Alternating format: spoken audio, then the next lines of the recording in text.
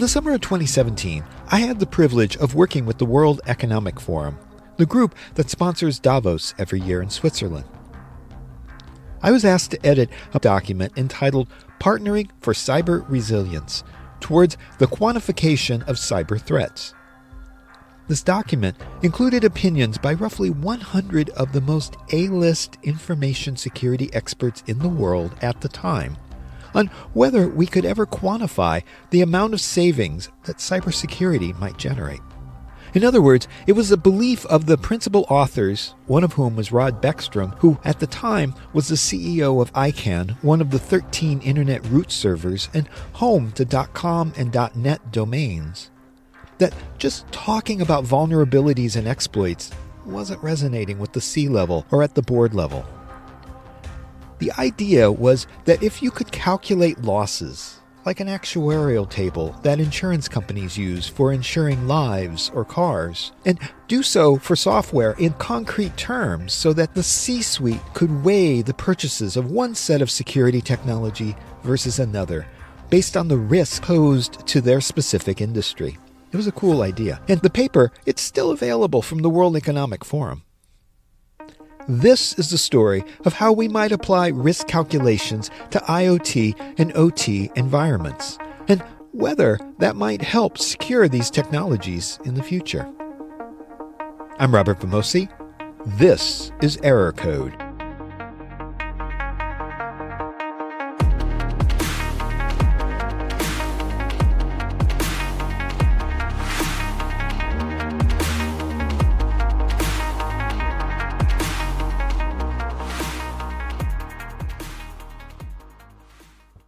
I am Padraic O'Reilly, and I'm the founder and chief innovation officer at CyberSaint Security, which is a cyber risk management software as a solution.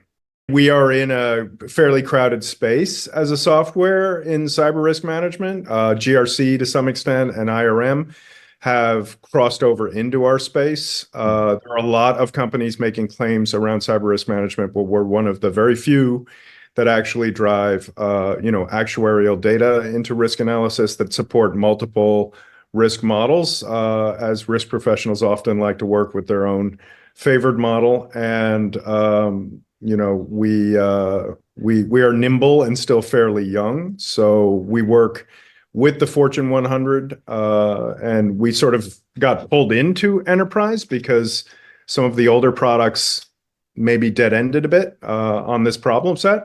And we were able to provide some pretty innovative solutions. I seem to recall there was a specific formula for risk. Yeah, the basic formula is it's probabilistic. So you've got likelihood on one side, and then you've got impact on the other. That's the simplest expression, I think, of the risk formula. And while we're at it, what is Padraic's definition of cyber risk? There's a lot of beautiful products in cyber. Just a little bit of context around that. And I think for the longest time, I certainly worked in IT back in the 90s and the aughts. And I worked in early artificial intelligence systems as well. And for a while, executives would say to the IT crowd, do what you got to do, figure it out. I really don't know what you're talking about, but we trust you.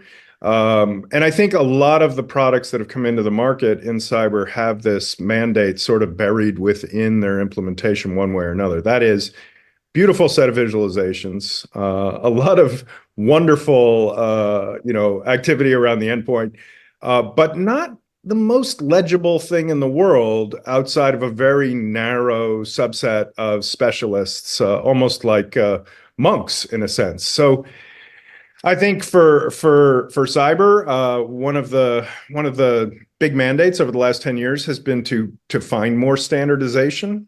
And if you're doing that, how do you then relate that to the business? How do you financialize some of those standardization models and translate data up so that it can be understood by the people who will actually be providing the budget for some of the really important things you need to do. So a lot of beautiful products, a lot of beautiful patents in our space, a lot of wonderful work has been done, but relating it all to itself, that's still a major challenge. When I arranged this interview, I immediately thought of the World Economic Forum paper. Padraic wasn't involved in that project, but he was creating CyberSaint at about the same time. Problem you were defining and editing some of the consortia participants. That's the problem we've been working on. But we don't do it like some of the, and I don't want to bash anyone in our space, but there've been a lot of market entrants who come in and say, hey, we've got a really crazy risk model here that we can explain if we sit you down with 40 data scientists. Risk management professionals don't trust that sort of thing, sort of a black box approach. They want to see likelihood and impact. They want to see what it looks like. And if you are pushing data into that equation for them, they want to see what that looks like. They want to have some assurance, right, around the inputs, because it's, a famous statement in our space, garbage in, garbage out. So, what we've done is tried to, as transparently as possible, take multiple risk models, show what we're doing in the calculation. And when we work with large data sets, either at the asset level or at the actuarial level, we will have free and open discussions with professionals, because it just helps. And there's a lot of exhaustion just generally and risk management around coming up with some sort of unique score. And executives have started to say things like, so what? I'm a 3 out of a 5. What's a 3.2 mean? So what? Can you visualize that in terms of some possible financial impacts? Well, yes, we can. But then the question becomes, what data are you using? What do the models look like? So we have to be very transparent in what we do on that front. But yeah, completely relevant to, what you were looking at in 2017. So I know with the National Cybersecurity Strategy, people faulted it for not being prescriptive enough. I'm wondering where Padraic falls on the line. Should we be prescriptive or should we not? I'm kind of in between, because I'm with all the participants. I would love for everything to be more prescriptive. We have to be prescriptive ourselves. When a company comes to us and says, look, I've got all this data, I want to automate this assessment. We're like, yeah, okay, we analyze it, we run it through NLP, we'll refine it down to the control action level. But in truth, when they went live with the National Cybersecurity Strategy, they have to be broad, because they have to get consensus first, right? And NIST always writes into the documents, around the CSF. They always write, this is designed to be really, non-prescriptive. And I'm a big fan of 853 myself. The NIST standard 800-53 covers security and privacy controls for information systems and organizations. It's pretty straightforward around PII processing and transparency, risk assessment, and system and services acquisition. 853. It's a deep pool. If you look at some of the other standards, it's like a water bug skimming along the surface. It's good and it's beautiful, but it may not have the heft you need, right? I mean, and certainly in OT, you need some heft. And then the other thing about 853 I really like is, we were in a research project back in 2018 with Fed adjacent large provider, and they were working on something for one of the branches, and it was about automation. We had 30 participants providing telematic data, right? And where are you going to put that? Where are you going to park it? You got to park it at the control action level. So we broke 853 into its components. So for us, like AC2 isn't just account management, in the monolithic sense. It's also all of the actions within account management discretely parked underneath it.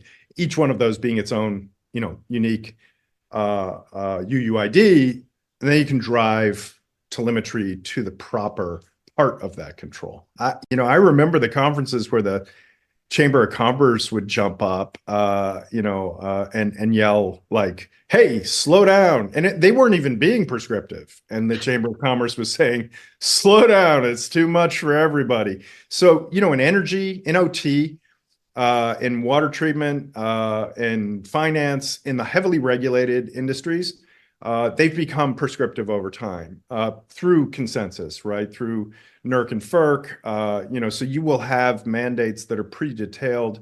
You can see what TSA did with the directives. It had to become more, it couldn't be voluntary anymore, right? After we had gas prices, going crazy for a week here on the East Coast. Then there's a little bit of heft behind it. You can see what's happening in this United Health attack too.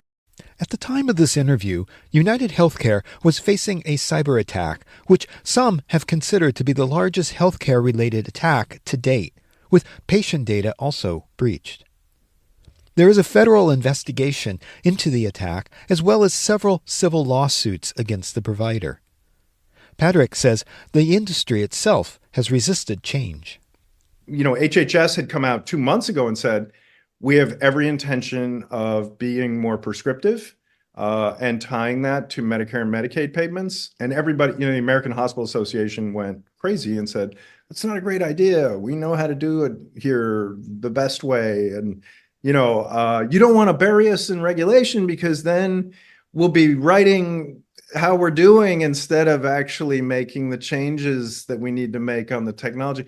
I don't necessarily buy that old lobbyist story. So I'm maybe leaning more on the prescriptive side, but I'm very open to like cases with water treatment where they have like one person sitting in a control room. Totally understand that. So staying with healthcare, it's one of the 16 critical infrastructures. We have a few customers in health, but the press has been talking to me all week about the United Health stuff. And, one of the problems with health, to talk about device sprawl lately, and having to solve data problems. There are great startups in health, but sadly, in my experience, health lags a bit.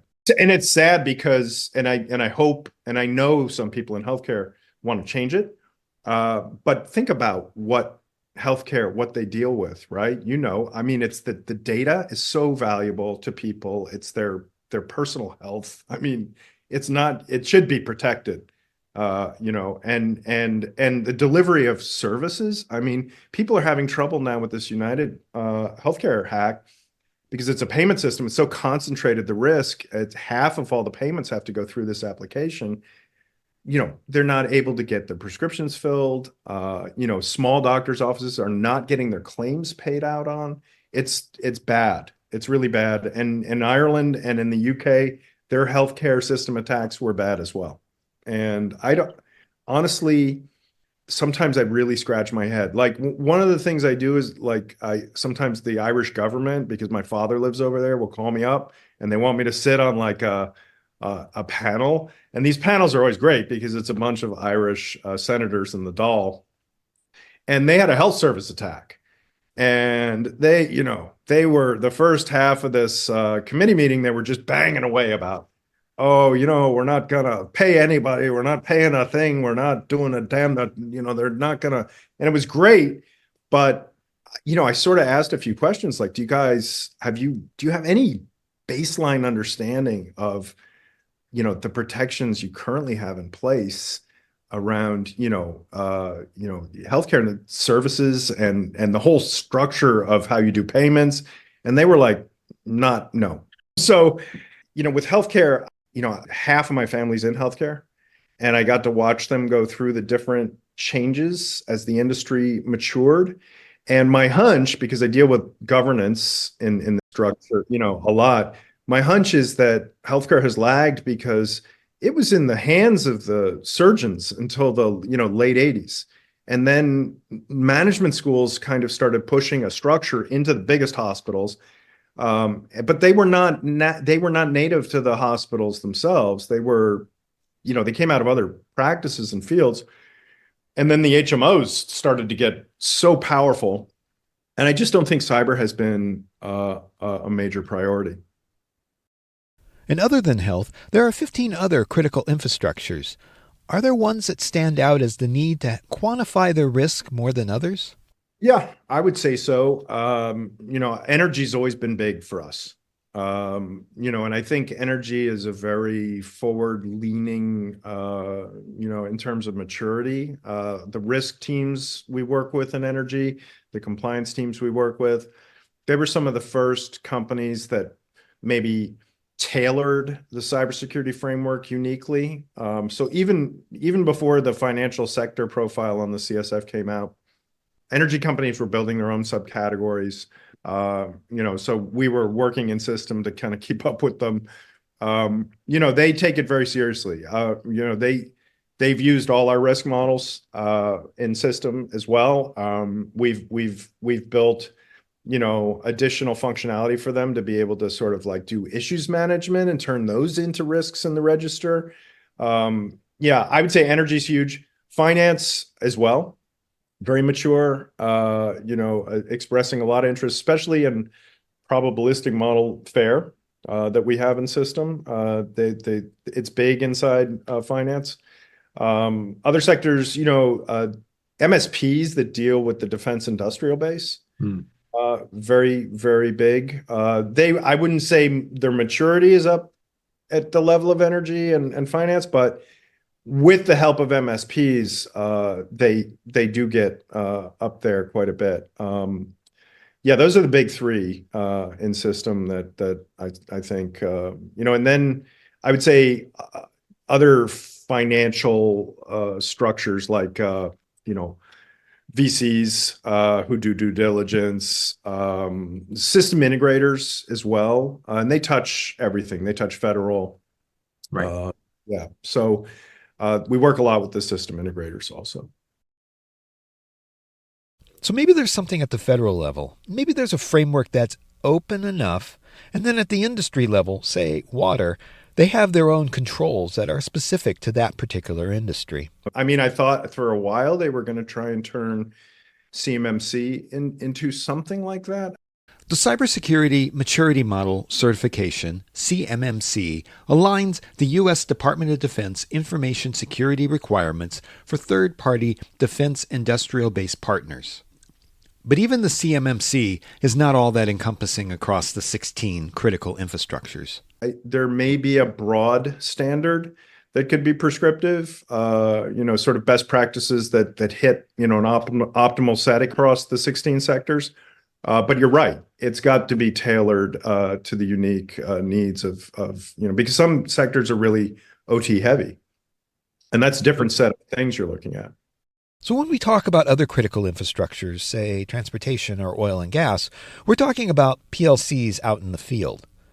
We're not talking about controls on a network. Right. And, we in system, we have, companies that have, 100,000 employees, and they run hundreds of assessments.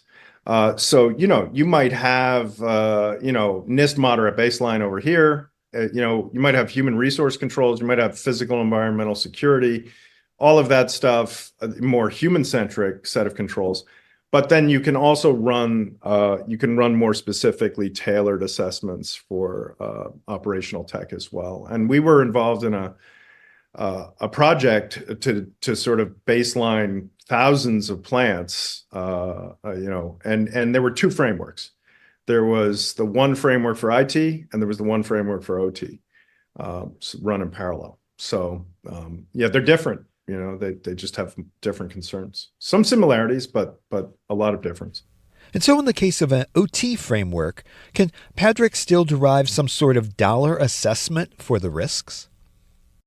No, not yet. That's mainly on IT and enterprise level cyber events, right? So the way the actuarial data actually is structured, it's in, say, 18 vectors, ransomware. It can apply to OT. So, but you're dropping it in at like tier one, the top level. Now we're working on the refinements. So breaking it out into individualized vectors across, different types of infrastructure and associating dollar values with that. But that's a slightly larger model, and it's there's some tweaks involved in that. And OT uses different risk methodologies, Bowtie and Purdue and a few others as well. So, we're going to get there. Well, that brings up an interesting point with Colonial Pipeline. It was an enterprise system that was actually attacked with ransomware, not the pipeline itself. It's with the payment system and not necessarily the devices or the network. That's all low-hanging fruit. Is that going to continue to be a problem, or are they starting to see some more deeper attacks? I'm thinking about something like Operation Volt Typhoon, which was going after the devices and not necessarily the business or enterprise. I think, because I deal with the energy companies, I think when Volt Typhoon was announced, I was like, wow, it took a while to get announced. We've known for years, I think, about the persistence of bad actors in these networks. And it's something, it's like one of these, like, well, maybe they're just looking around, hoping, right, that it's not going to turn into something like a boom. But if you read the Volt Typhoon documentation out of CISA, and you get down to the TTPs at the layer where the protocols are, how they're managing to hide, and they're not dropping malware, and they're just persisting by hiding inside, shells and things. They're looking for operational technology. They're looking for ways to make that leap. So yeah, I think we're going to see this happen, and I hope that we don't, because you look at Ukraine, right? Look at Sandworm. Look at all of that stuff. That would be disastrous. It's not good. I think Ted Koppel wrote a book called Lights Out. I read it and I was like, this was years ago, and I was like, if Ted Koppel can figure this out, we ought to be able to do something about it. One of the problems with security has always been the ROI. If I put a firewall in and I put a next-gen this and that, and nothing happens, am I justified in making those expenditures? How do you answer a question like that? We used to answer it by, letting customers come into the risk register, build out a risk, say something like, misconfiguration or, access, illegitimate access, or, ransomware or DDoS.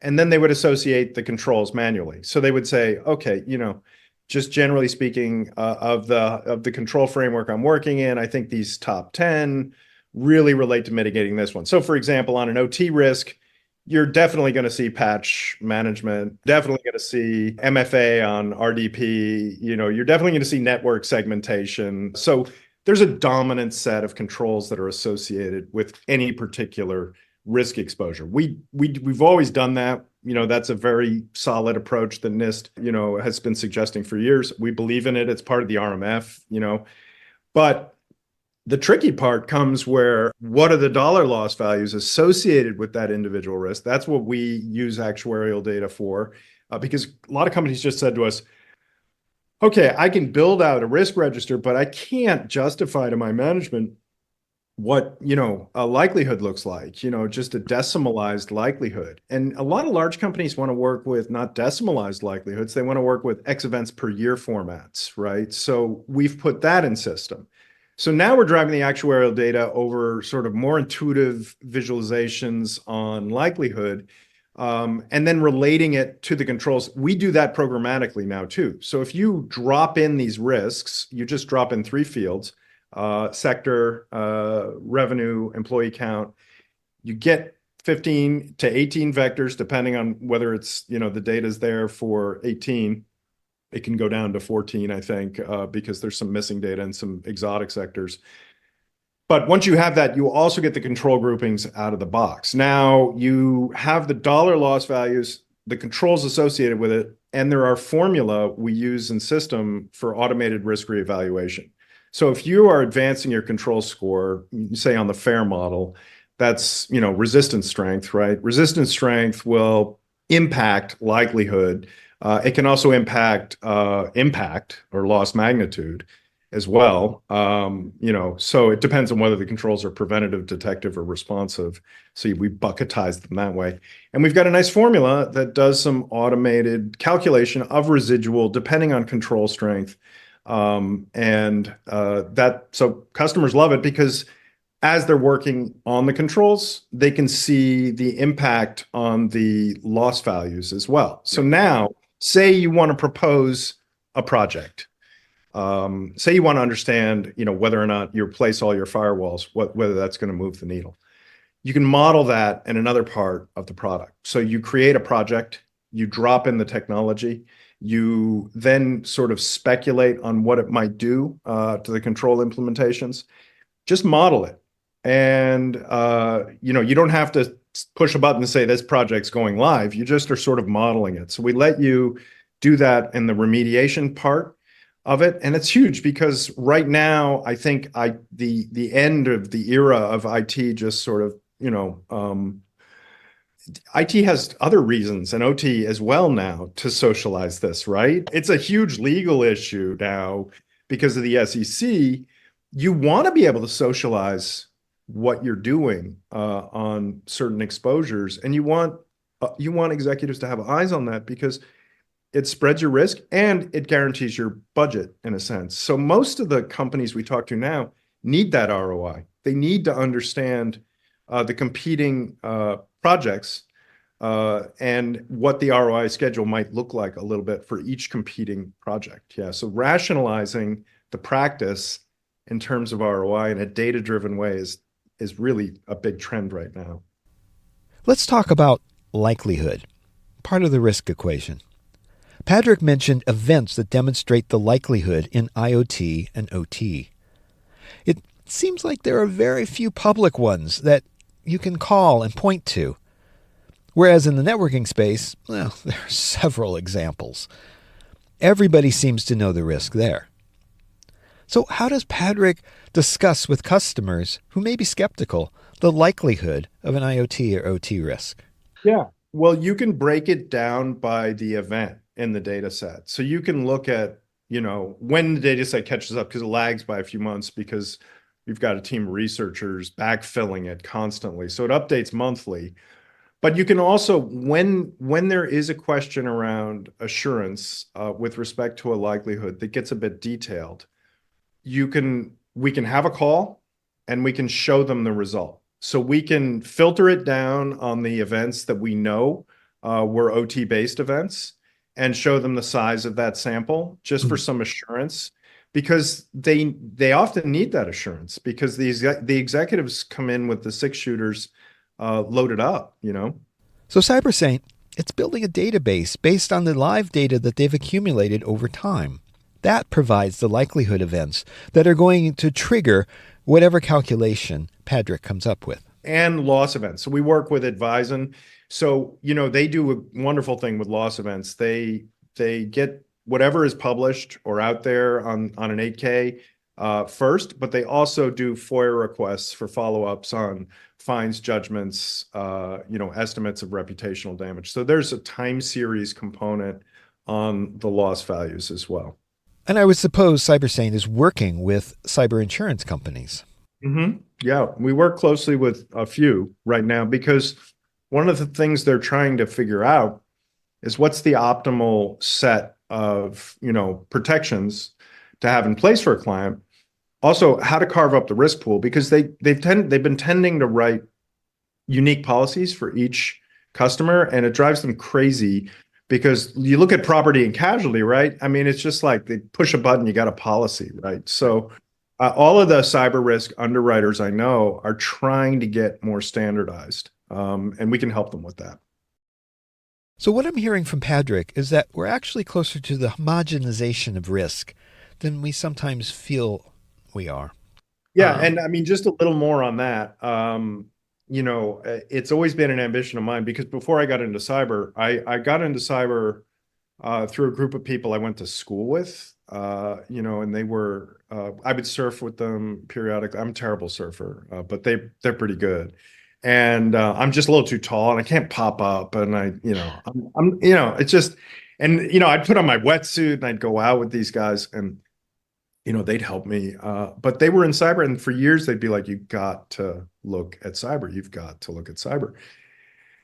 I was out of financial macroeconomic modeling and AI systems. And once I saw the problem in cyber, I was like, this is, I think, one of the most beautiful problems I've ever seen. I was just, I know it looks like a mess, but for those reasons, it's beautiful because a lot of the good work that's been done is still is open sourced. but a lot of the relating different data types to each other just hasn't been done. It just hasn't been done. So like when I go up and talk to everybody at MITRE, I'm like, well, when did you guys stop mapping, CVEs to CWEs? And they're like, well, it was a project and, but that's something NLP can handle, and, this is why I got pulled in. I was like, okay, what does all this telemetry mean? What does it mean in context? What does it mean to have a risk score at the level of an asset? Is that even rational? What does it mean to chain assets? How does that change risk? So all these problems had been thought about. And when I talked to risk professionals about them, they were aware of them, but nobody had really, tried to solve the bigger problem itself. So for me, when I hear, when I talk to people in OT and they're like, well, it's a bow tie model, it's an aerospace model, but we're using it for energy, I don't care what kind of model it is, because that's my background. I'm sort of like, we can run that in Python, we can run that in a service and figure out how to get that into the product later. So for me, the future, we have 4 risk models right now. 2 of them are running services. One of them has actually got a Bayesian decision network for modeling likelihood. So you're modeling the attacker and the success as they try to, go across different, machines, or so you're actually just modeling discrete probabilities at each node. And it's a cool way to look at likelihood. It's a different way to look at it. Right. So for me, the future is big engine that can run any risk model, right? But the data types that you want to understand are assets, current exploits, controls, statuses, things like that, that are all food for the engine, So I think the days of we all have a different risk model, because, even some of the largest energy companies in the world they use just an impact-based model, which is crazy, but that's what they do. Getting around some of that and putting the analytical power into the hands of the professionals comfortable with whatever model they're comfortable with, I think is a real objective for me. So when the industry talks about standardization, I think that's great. But to some extent, we have tools now at our disposal that, can deal with translation and can deal with flexibility around modeling. The system integrator sometimes will bring me a risk model that's quite beautiful, pretty high fidelity. It'll go all the way from sort of threat IDs across CTID to MITRE attack to asset, and then you have outputs, say 30,000 lines of code in a spreadsheet, VBA, and we can convert that into Python in a matter of days, just with some QA is the biggest part of it. So yeah, we're closer to harmonization of risk models, and we're also closer to harmonization across standards as well. And I think that's the future on where some of this stuff is headed. So many years ago, I was sort of ridiculed online because I talked about the digital Pearl Harbor that Richard Clarke was also advocating, which never actually happened. But I think the point I wanted to make, maybe he wanted to make at the time, was that something like that will wake people up to what's going on. And what I'm hearing from Padraic is that, well, we're not going to have that, but we have a lot of little things. Yeah, I hope we don't have the big blowout event, because bad actors do have leverage right now. And, say the SANS Institute, for example, was doing research 10, 20 years ago on how you can, take a generator and blow it up by just, getting into a network first and then just working with the harmonic resonance. And, Stuxnet was the same kind of operation, right?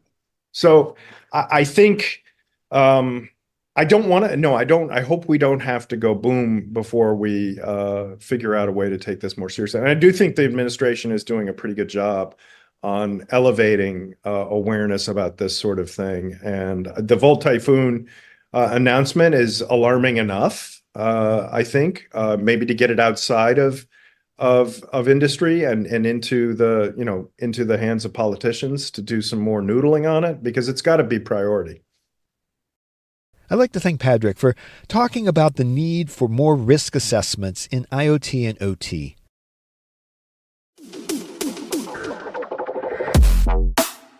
Hey, if you're enjoying Error Code, tell a friend. I'm sure there are other people out there who like narrative information security podcasts. And I'd really like to hear from you. Join us on Discord. Search for Error Code Podcast to join the server, or go to errorcodepodcast.com to get more details. And tell me what you like, and even what you don't. Hey, I've got some great episodes coming up, including more on quantum computing, and why we need to secure ICS SCADA systems in the cloud. Subscribe today. I don't want you to miss out.